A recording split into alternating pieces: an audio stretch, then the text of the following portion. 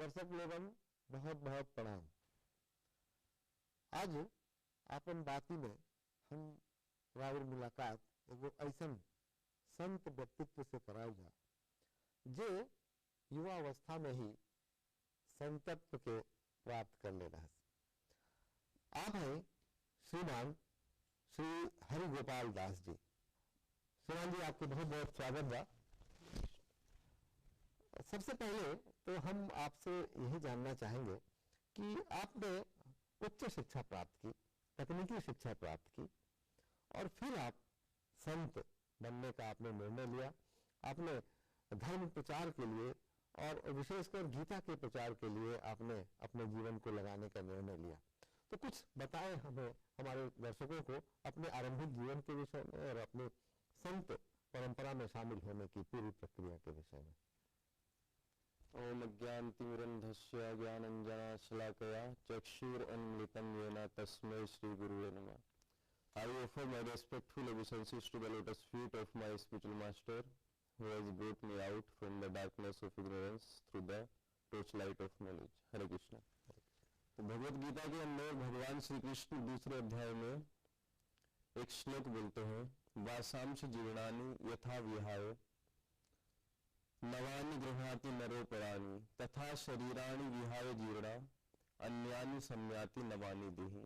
इसका अर्थ है, जिस प्रकार से कोई व्यक्ति अपने पुराने कपड़ों को त्याग करके नया वस्त्र धारण कर लेता है, उसी प्रकार कोई भी देहधारी जीव आत्मा इस पुरानी देह को वृद्ध अवस्था को प्राप्त हुई इस देह को त्याग करके नया देह प्राप्त कर लेता है। तो उसके अकॉर्डिंग हम लोग शरीर नहीं, हम आत्मा है।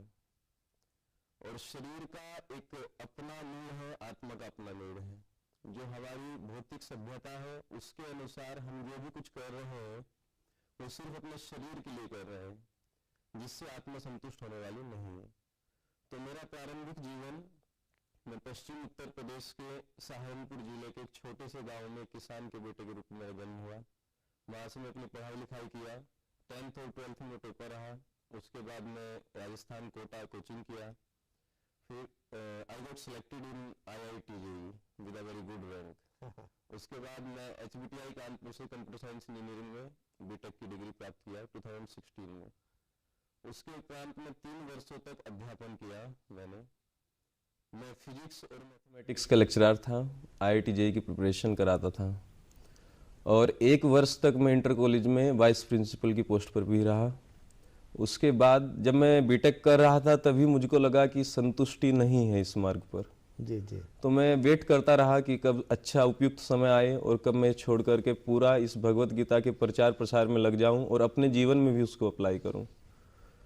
अंततोगत्वा मैं 2019 में अपना घर छोड़ करके पूर्णतः इस्कॉन संस्था में अपना जीवन समर्पित किया और मैं तब से लेकर के आज तक भगवत गीता और श्रीमद् भागवतम की टीचिंग्स को ही प्रचार प्रसार कर रहा हूँ। जी जी जी जी जी, अद्भुत है। आपने टॉप किया, इंजीनियरिंग की डिग्री हासिल की और इंजीनियरिंग के तैयारी करने वाले बच्चों को मार्गदर्शन भी दिया। इसके बाद आप इस परंपरा में आए, आपने इस्कॉन में अपने को अर्पित किया और अब श्रीमद् भगवत गीता के ही प्रचार प्रसार में लगे हैं।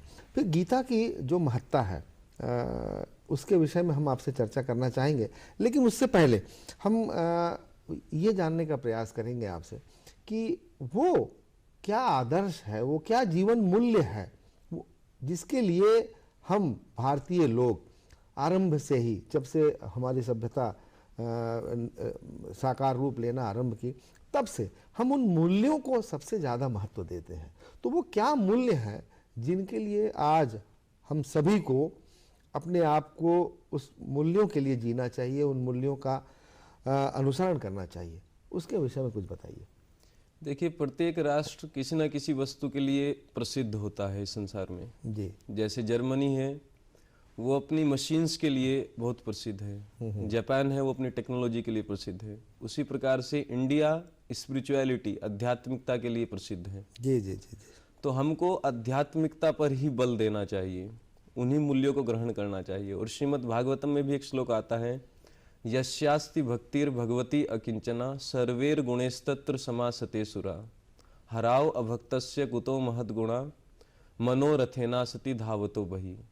जो व्यक्ति भगवान की भक्ति करता है, स्पिरिचुअल पाथ पर आगे बढ़ता है, आध्यात्मिक मार्ग का अनुशीलन करता है, उस व्यक्ति के जीवन में जितने भी अच्छे गुण हैं वो अपने आप अवतरित हो जाते हैं, उसके हृदय में स्फुरित हो जाते हैं। उसको अलग से कुछ प्रयास करने की आवश्यकता नहीं पड़ती है, कुछ अलग से जुटाने की आवश्यकता नहीं है गुणों को। सिर्फ भगवान की भक्ति करनी है और शास्त्रों के अनुसार अपना जीवन जीना है और इसको प्रचार भी करना है। प्रचार करने की जिम्मेदारी भी हिंदुस्तान वालों की ही है अपने शास्त्रों। जी जी जी जी। तो उसी मार्ग पर हमको आगे बढ़ना चाहिए। जी जी जी। अच्छा, जो सनातन परंपराएं हैं जिनके लिए आपने कहा कि हमको उन्हीं शास्त्रों का अनुसरण करना है, उसी के अनुरूप जीवन जीना है। अब ऐसे में जो आज का जो समय है ये भौतिकवादी समय है, भौतिकता बहुत ज़्यादा अपने चरम पे है, लोग बहुत हद तक आध्यात्म से दूर भी हो गए हैं। कुछ जो जीवन के जो सुख सुविधाएं हैं जिनको हम भौतिक सुख सुविधाएं समझते हैं उसी में आदमी रम गया है, वो पूरा जीवन पूरा उसी में बिताता है और जो आश्रम व्यवस्था थी या जो पुरुषार्थ का जो मतलब था वो सब कहीं हम भूल चुके हैं। और अगर भूले नहीं भी हैं तो एक तरह से कहा जा सकता है कि उसको इग्नोर करने की कोशिश की जाती है कि ये क्या है, जो आज का समय है हमें इस तरह की सुख सुविधा के साथ जीना है। तो ये जो सोच है ये कितनी घातक है और जो हमारी जो परंपरा है उससे अलग हटना कितना हमारे लिए नुकसानदेह हो सकता है। देखिए, भगवत गीता में एक श्लोक आता है, 16वें अध्याय का 23वां श्लोक है। उसमें आता है कि या शास्त्र विधिम उत्सृज्य वर्तते कामकारता सा सिद्धिम अवापनोति ना सुखम ना पराम गतिम। जो व्यक्ति शास्त्र के बताए गए मार्ग को छोड़ करके मन माना आचरण करता है, विम्सिकली बिहेव करता है, उस व्यक्ति के जीवन में ना तो कभी उसको सफलता हाथ लगती है, ना सुख उसको प्राप्त होता है और अंत में उसकी जो गति है यानी कि परलोक है वो भी बिगड़ जाता है। तो हमारा मॉडर्न एजुकेशन तो इसी लोक की बात करता है, परलोक तक तो पहुंचता ही नहीं है। तो उसको यदि आप छोड़ दें परलोक को भी तो इस जीवन में भी उसको सफलता हाथ नहीं लगेगी और उसको सुख नहीं मिलेगा। जी। और ये हम प्रकट रूप से अपने जीवन में देख सकते हैं, अपने समाज में देख सकते हैं। आप देखिए, जो डाइवोर्स है, ये जो तलाक शब्द है, ये तो 1980s में इंडिया में आया था। इससे पहले हमारी संस्कृति में तो तलाक नाम का शब्द ही नहीं है। सुसाइड, एक शास्त्र बता दीजिए कहीं पर किसी व्यक्ति ने सुसाइड किया हो, कहीं पर नहीं हुआ है। Rape, suicide, corruption, stress, depression, ये सब शब्द तो नए जाने पड़ रहे हैं। ये सिर्फ हुआ है इसलिए क्योंकि हम शास्त्र को त्याग करके अपना मनमाना आचरण कर रहे हैं।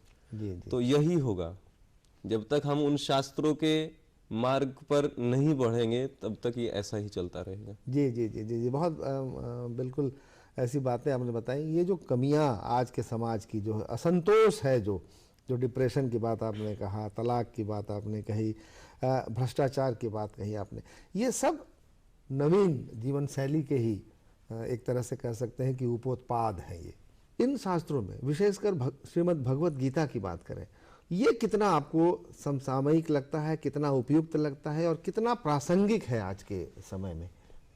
देखिए, जो शास्त्र होता है वो एक अलग प्लेटफॉर्म पर इस्टेब्लिश किया गया है। जी जी।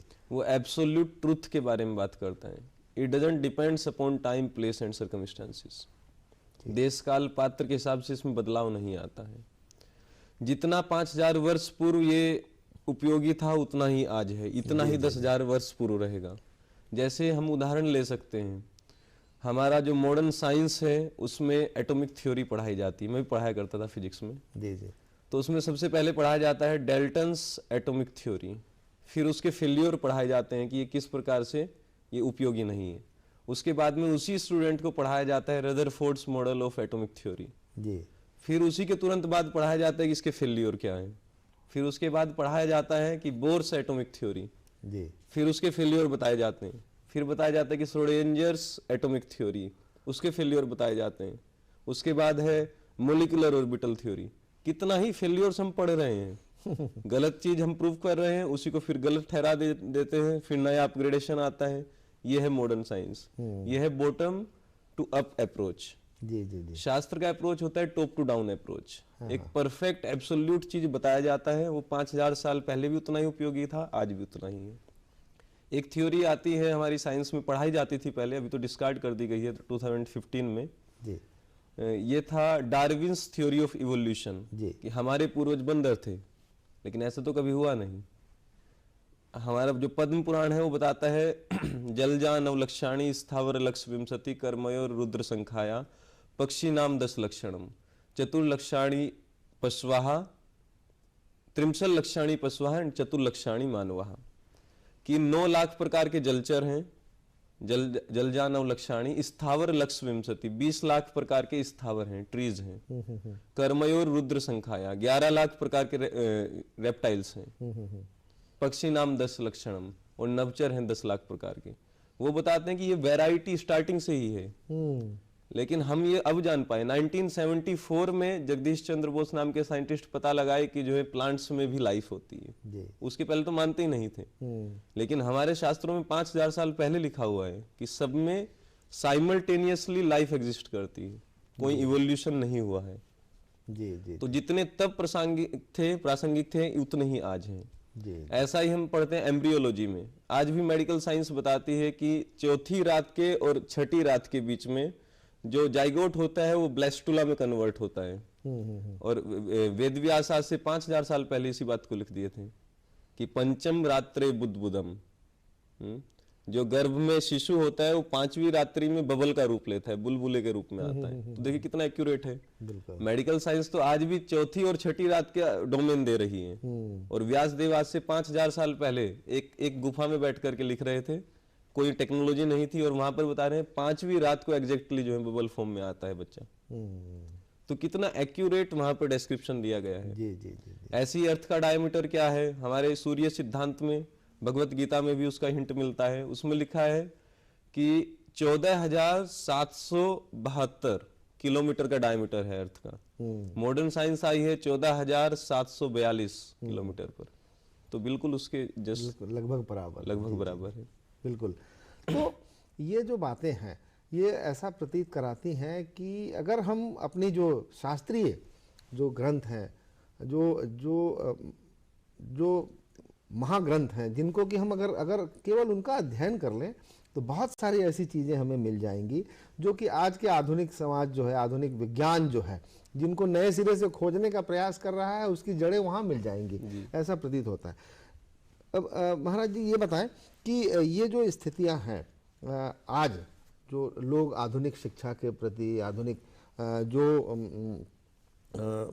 शिक्षा ही को कह सकते हैं कि आधुनिक शिक्षा के प्रति भाग रहे हैं लोग, कि हम इंजीनियरिंग कर लें, हम मेडिकल कर लें, हम सोशल साइंसेस पढ़ लें, हम और भी विज्ञान के तमाम विधाओं को अध्ययन कर लें।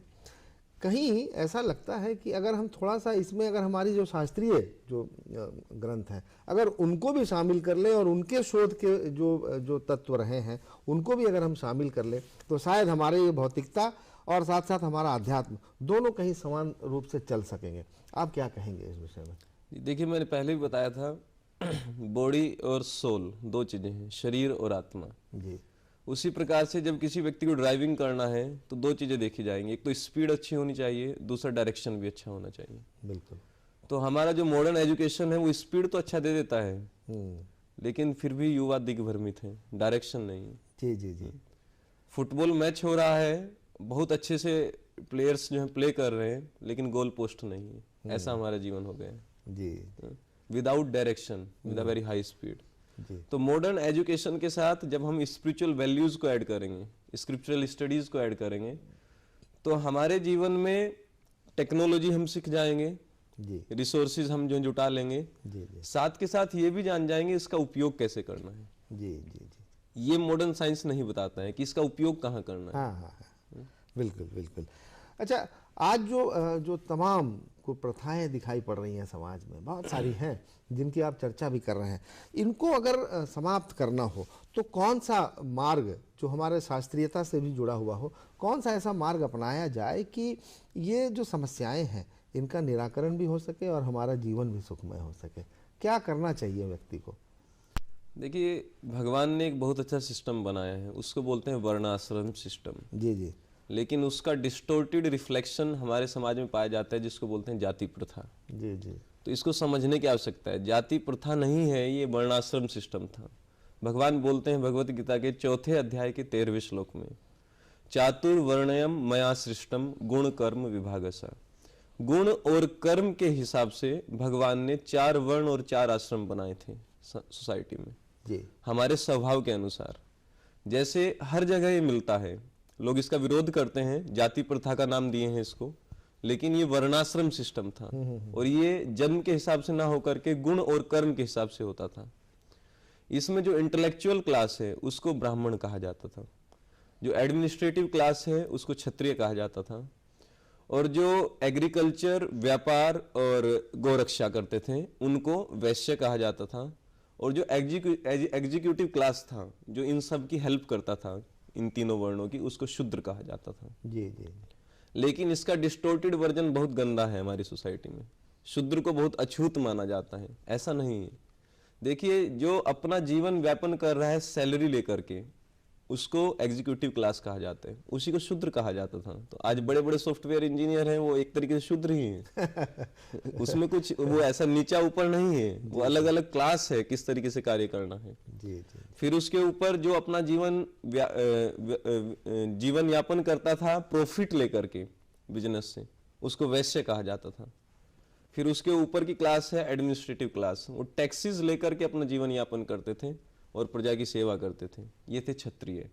और इसके ऊपर है ब्राह्मण जो है इंटेलेक्चुअल क्लास, ये है एडवाइजरी बोर्ड, जैसे किसी भी संस्था में होता है जो एडवाइस करते हैं, और ये चैरिटी पर अपना जीवन यापन करते हैं जी। तो यदि यही सिस्टम थोड़ा थोड़ा इस्टेब्लिश कर दिया जाए दोबारा से, और ये भ्रांतियां समाज से निकाल दी जाए, और व्यक्ति अपना अपना धर्म सीख जाए, तो हम सिस्टेमेटिकली प्रोग्रेस करेंगे, मटेरियली भी एज वेल एज स्पिरिचुअली। जी जी जी जी। आवश्यकता उसी बात की है कि जो हमारा कर्तव्य है, उस कर्तव्य को हम अपने गुणों के अनुरूप उस कर्तव्य का पालन करें ईमानदारी के साथ, और किसी को बड़ा छोटा ना समझे, जो भेदभाव है उसे मन में ना लाएं, तो शायद इस समाज का कल्याण हो, इस समाज में एक सुव्यवस्था फिर से स्थापित हो सकती है। एक और समस्या जिससे आज का समाज बहुत भयभीत दिखाई पड़ता है, वो है युवाओं की दिग्भ्रमिता। युवा कहीं ना कहीं दिग्भ्रमित दिखाई पड़ रहे हैं, उसके सामने सिर्फ अपना जीवन अच्छा करने की एक बस, अच्छा का मतलब कि जैसे सुख सुविधा प्राप्त कर ले, कैसे अच्छी नौकरी प्राप्त कर लें, कैसे हम धन बटोर लें, ये वाली जो फीलिंग है ये बहुत ज़्यादा दिखाई पड़ रही है। तो युवाओं पर बहुत ज़्यादा फोकस करने की आवश्यकता है। आप खुद भी एक युवा हैं और आपने जीवन को बहुत नज़दीक से देखा है, लेकिन जीवन की जो वास्तविकताएं हैं कहीं उससे दूर है हमारा आज का, दिखाई पड़ता है दूर हमारा आज का युवा। तो युवाओं को किस प्रकार का जीवन अपनाना चाहिए, उन्हें क्या विशेष करना चाहिए ताकि उनका भी भला हो, समाज का भी भला हो और राष्ट्र का भी भला हो? क्या कहेंगे आप युवाओं से? देखिए, मुझको लगभग 8 वर्षों का अनुभव है, मैं युवाओं से डील करता हूँ। हाँ हाँ। मैं पर्सनल गाइडेंस भी देता हूँ, और मैं आपको बताया कि मैं अध्यापक था, तो मैं पढ़ाता भी था बच्चों को। तो मैं बहुत क्लोजली कनेक्टेड हूँ युवाओं से। तो मेरा कंक्लूजन ये है कि today's youth is completely confused. उनके जीवन में एक सही दिशा नहीं है जी। कोई सही दिशा देने वाला ही नहीं है। माता पिता से उनकी दूरी बन जाती है कुछ एज के बाद, और फिर वो अपने आप से कुछ मनमाना आचरण कर रहे हैं। कोई भी उनको गाइड करने वाला नहीं है, बल्कि मिसगाइड करने वाले हजारों सोर्सेज हैं। जी जी। जैसे हमारा जो एजुकेशन सिस्टम है, यदि आप एनसीईआरटी की कुछ बुक्स उठा करके देखेंगे हिस्ट्री की, उसमें गलत हिस्ट्री उनको पढ़ाई जा रही है। जो व्यक्ति विलियन था उसको हीरो बनाया हुआ है उसमें, जो हीरो था उसको विलियन बनाया हुआ है। तो जब हमारे रोल मॉडल्स ही ठीक नहीं है, हमारे एजुकेशन सिस्टम में रोल मॉडल्स उनको ऐसे आक्रांताओं को जो है रोल मॉडल्स बनाया हुआ है, तो वैसा ही इफेक्ट उन बच्चों पर पड़ेगा जो उनको पढ़ेंगे। तो हमारा मानना यह है कि एजुकेशन सिस्टम थोड़ा बदला जाए, रोल मॉडल्स जो हैं अच्छे बुक्स में उनको पढ़ाए जाएं। जी। उसके बाद उनको गाइड करने वाला कोई ठीक होना चाहिए जी। और शास्त्रों से युवा को गाइडेंस देना चाहिए। और मेरा अपना अनुभव है कि दे आर वेरी रिसेप्टिव, वो अच्छे से सुनते हैं और वो अपने जीवन में बदलाव के लिए तैयार हैं। मैं हजारों स्टूडेंट से मिला हूँ, बहुत सारे लोगों का लाइफ भी चेंज हुआ है। मैं जाता हूँ सेमिनार्स करने के लिए, कोचिंग्स में, स्कूल्स में, कॉलेजेस में। अभी IIT BHU से मैं आया था, लगभग 80 स्टूडेंट्स अटेंड किए थे प्रोग्राम। तो मैंने भगवत गीता पर ही उनको पूरा एक चैप्टर एक्सप्लेन किया। पूरा क्लास देने के बाद मैंने उनसे पूछा कि are you interested in reading Bhagavad Gita? तो सबका एक एक साथ एक आवाज आई कि यस सर, जी जी they are interested in reading Bhagavad Gita. बिल्कुल बिल्कुल। तो हमको प्रेजेंट करने की आवश्यकता है, बहुत साइंटिफिक और लॉजिकल वे में प्रेजेंट करना है बस जी शास्त्र जी को। जी जी जी। तो श्रीमान जी, हम चाहेंगे कि हमारे दर्शकों को भी आप श्रीमद् भगवत गीता के कुछ जो बहुत विशिष्ट, जो उसकी विशिष्टताएं हैं, कुछ हमारे दर्शकों को बताएं आप कि क्यों गीता हमारे लिए प्रासंगिक है, क्यों गीता हमें वास्तविक रूप से सही मार्गदर्शन देती है, कुछ बताएं। देखिए, मैं एक श्लोक बताता हूँ आपको। जैसे गृहस्थ जीवन में भक्ति कैसे की जाए। हर व्यक्ति को कर्म करना है। कोई भी व्यक्ति इस शरीर को धारण करने के बाद बिना कर्म किए नहीं रह सकता है। भगवत गीता के दूसरे अध्याय का 47वां श्लोक है, कर्मण्येवाधिकारस्ते माँ फलेषु कदाचना माँ कर्म फल हेतुर्भुर माते संगोस्त कर्मणि। यह है कर्म की आर्ट ऑफ डूइंग वर्क। जी। कर्मणि एव अधिकार अस्ते, आपका अधिकार है कर्म पर। You have got a right to do the work. आप कर्म करिए, लेकिन कर्म कैसा करना है उसमें 3 विशेषण लगाए हैं, एडजेक्टिव हैं। माँ फलेषु कदाचना, जो उसका फल है उस पर अधिकार मत जमाइए। माँ कर्म फल हेतुर्भुर, और अपने आप को कर्ता भी मत समझिए। अहंकार बस अपने आप को कर्ता मत समझिए, क्योंकि बहुत सारे फैक्टर्स हैं जो रिजल्ट लेकर के आए हैं, आप तो उनमें से एक हैं। हाँ हाँ और फिर लास्ट में है माते संगोस्त कर्मणि, और अकर्म भी नहीं करना है, कर्म तो करना ही पड़ेगा। ऐसा नहीं है कि भाई हमको कर्म करना है, कर्म के फल पर हमारा अधिकार नहीं है, अपने आप को कर्ता भी नहीं मानना है, तो चलो हम कर्म करेंगे ही नहीं। तो भगवान कृष्ण वहां पर भी उसको थोड़ा सा आगाह कर रहे हैं अर्जुन को कि कर्म तो करना ही पड़ेगा। ये कर्म करने की कला है। ये कैसे डेवलप होती है, इसमें थोड़ा समय लगता है, एक प्रॉपर गाइडेंस की जरूरत होती है। जब ऐसे व्यक्ति कर्म करेगा तो भगवान तीसरे अध्याय के 7वें श्लोक में बोलते हैं, यज्ञार्थात् कर्मणो अन्यत्रा लोको अयम कर्म बंधना तद अर्थम कर्म कौन्तेया मुक्त संगा समाचरा। जो भी कर्म करना है वो भगवान की प्रसन्नता के लिए किया जाए, यानी कि शास्त्रों के दिशा निर्देश के अनुसार ही कर्म करना चाहिए। अन्यथा यदि ऐसा नहीं करोगे तो यही कर्म आपके बंधन का कारण बनेगा। यही डिस्ट्रेस, स्ट्रेस और सुसाइड और कितनी सारी जो प्रॉब्लम्स है वो लेकर के आएगा यही कर्म। और यदि ये भगवान के लिए शास्त्रों के अनुसार किया जाएगा, तद अर्थम कर्म कौन्तेया मुक्त संगा समाचारा, यही मुक्ति का कारण बन जाएगा, यही सुख लेकर के आएगा जीवन में। तो ऐसे लगभग 700 श्लोक भगवत गीता में है। उसका अच्छे से अध्ययन करना चाहिए, उसको अच्छे से पढ़ना चाहिए। एक और श्लोक बता देता हूँ, जी जी। दूसरे अध्याय का 60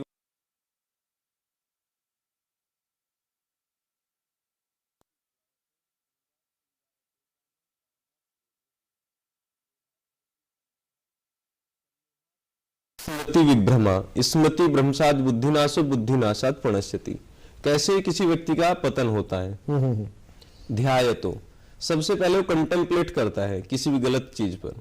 अभी हॉलीवुड बॉलीवुड की मूवीज देखता है, टीवी सीरियल्स देखता है, कई एक चीजें गलत दिखाई जाती हैं, उस पर कंटेम्पलेट करता है कि हमको भी ऐसा ही करना है। ध्यायतो विषयान पुंसा संगस तेसु उपजायते, उससे उसके हृदय में एक डिजायर होती है, अटैचमेंट हो जाता है कि हमको भी ये चाहिए। संगस तेसु उपजायते संगात समझायते कामा, फिर उसकी तीव्र इच्छा जगती है, इसको बोलते हैं काम। कामात क्रोधो भिजायते, और यदि वो फुलफिल ना हो तो क्रोध आता है अंदर से। और क्रोधात भवति सम्मोहा, क्रोध से सम्मोह पैदा होता है, इल्यूजन, क्या सही है क्या गलत है, डिस्क्रिमिनेटिंग पावर खत्म हो जाती है। क्रोधात भवति सम्मोहा सम्मोहात स्मृति विभ्रमा। कितने भी अच्छे उपदेश उसके माता पिता या वो बुक्स में पढ़ा हो, वो स्मृति सब चली जाती है। स्मृति भ्रंशात बुद्धि नाशो, और जैसी स्मृति का नाश होता है, जो अच्छा उसका इनपुट्स है, संस्कार है, उसका नाश होता है, बुद्धि नाशात प्रणश्यति, बुद्धि का नाश हो जाता है, और बुद्धि के नाश व्यक्ति फिर गिर जाता है, वो पाप कर बैठता है। देखिए कितना सिस्टमेटिक है। बहुत बहुत सिस्टमेटिक है और बहुत क्रम से बताया जा रहा है कि ऐसा ऐसा करते जाएंगे, जैसे जैसे आप दलदल में फंसते जा रहे हैं, एक कदम आप बढ़ा रहे हैं और गलत दिशा में जा रहे हैं। हाँ, तो पहले ही स्टेप पे इसको रोकना है। ध्यायतो विषयान पुंसाम, क्या देख रहे हैं क्या सुन रहे हैं, वहीं पर एक जो है स्क्रीनिंग कर दीजिए। जी जी जी जी, वो व्यक्ति बच जाएगा फिर। जी जी जी। तो ये तो वास्तव में व्यक्ति को अगर समझदारी हो और वो इन चीज़ों को समझ ले और अगर वो करे, तो निश्चित है कि उसे दलदल में नहीं फंसना पड़ेगा और सही सही मार्ग पर चल पड़ेगा। लेकिन कहीं तो कठिनाई है। समझना, ये बात समझने में बड़ी आसान लगती है, लेकिन जब वास्तव में जब इसको स्वयं में क्रियान्वित करना होता है, क्योंकि जीवन जो है इतना भौतिकवादी है, इतना भौतिकता इतनी ज़्यादा हावी है हमारे ज़रूरतों पर, हम इतना ज़्यादा सोचते हैं कि हमारी ये ज़रूरत पूरी हो जाए, तो फिर कैसे गीता का जो ये कर्मवाद है, जो कर्मण्येवाधिकार रस्ते माँ फलेषु कदाचन की बात जो आती है कि जब हम फल को ही नहीं समझ पाएंगे क्या फल मिलेगा, तो कैसे हम अपने आप को कर्म की पवित्रता, कर्म की जो वास्तविकता है उस पर हम कैसे कंसंट्रेट कर पाएंगे। कुछ बताएं कि किस तरह से आदमी इस मार्ग को अपना सकेगा। देखिए, आपका क्वेश्चन है कि जब कर्म के फल से आसक्ति नहीं है, हाँ। कर्म के फल की तरफ हमको देखना नहीं है, तो कर्म करने में कैसे कंसंट्रेशन बनेगा व्यक्ति का? ये टेक्नोलॉजी कहाँ से डेवलप की जाएगी? देखिए, बहुत सरल है। जैसे बहुत सारे लोग जो हैं जॉब करते हैं कहीं पर भी, तो मंथ के एंड में और कभी कभी दूसरे मंथ की लगभग 10 तारीख तक सैलरी आती है जी। 1 लाख हमारे अकाउंट में आएगा, लेकिन आपको 35 दिन तक बिना फल के कार्य करना पड़ेगा। हाँ। लेकिन फिर भी पूरे उत्साह के साथ व्यक्ति कार्य करता है। क्यों? क्योंकि उसको पूरा ट्रस्ट है, पूरा फेथ है कि अगले महीने की 5 तारीख को 1 लाख रुपया मेरे अकाउंट में आ जाएगा। जी। उसी प्रकार से जब व्यक्ति बारंबार शास्त्रों का अध्ययन करेगा, लॉजिकली उसको सोचेगा, विचार करेगा, और उसका ट्रस्ट डेवलप होगा कि जो भी शास्त्र में लिखा है, जो भी भगवान ने नियम बनाए हैं, वो एब्सोल्युटली एक फिजिबल है मेरी लाइफ में, और मुझको अप्लाई करने चाहिए, और रिजल्ट गारंटीड है। जब ये ट्रस्ट जम जाएगा तो वो बिना फल की इच्छा किए भी कर्म करेगा। क्या बात है, क्या बात है। यानी कि अखंड विश्वास होना चाहिए व्यक्ति को उस शक्ति पे, उस ईश्वर पे, या जिस पे भी भरोसा है। अगर गीता पे ही है तो गीता पे ही हो, और वो विश्वास बनेगा बारंबार अध्ययन से, अच्छे लोगों के संग से। जी जी जी जी जी। स्वामी जी, हम और भी चर्चा करना चाहते हैं, लेकिन हमारे समय की सीमाएं हैं। चलते चलते आप हमारे दर्शकों से क्या कहना चाहेंगे कि किस प्रकार वो अपने जीवन को भी इतना खुशियों से भर लें, इतना आत्मसंतोष से भर लें कि उनका जीवन भी सफल हो जाए? क्या कहेंगे आप? देखिए, मैं एक फॉर्मूला देना चाहूंगा, ABCD, ABCD समझा रहा हूँ। हाँ। A for association of devotees, जहाँ पर भगवान के भक्त रहते हों, जहाँ पर अच्छे लोग हैं जो शास्त्रों के अनुसार अपना जीवन जी रहे हैं, उन लोगों के संग में रहना जी, डायरेक्टली और इनडायरेक्टली उनके कनेक्शन में रहना। दूसरा है बुक रीडिंग, भगवत गीता और श्रीमद् भागवतम का अध्ययन उनको नियमित रूप से करना चाहिए। हमारी इस्कॉन संस्था एक भगवत गीता पब्लिश करती है जिसका नाम है Bhagavad Gita as it is. बहुत ही साइंटिफिक और लॉजिकल प्रेजेंटेशन है। उसको यदि पढ़ा जाएगा तो व्यक्ति जो है इसमें भी उसकी वृद्धि होगी ज्ञान में। Book reading. तीसरा है चैंटिंग, चैंटिंग ऑफ हरे कृष्ण महामंत्र, हरे कृष्णा कृष्ण कृष्ण हरे हरे, हरे राम राम राम हरे हरे।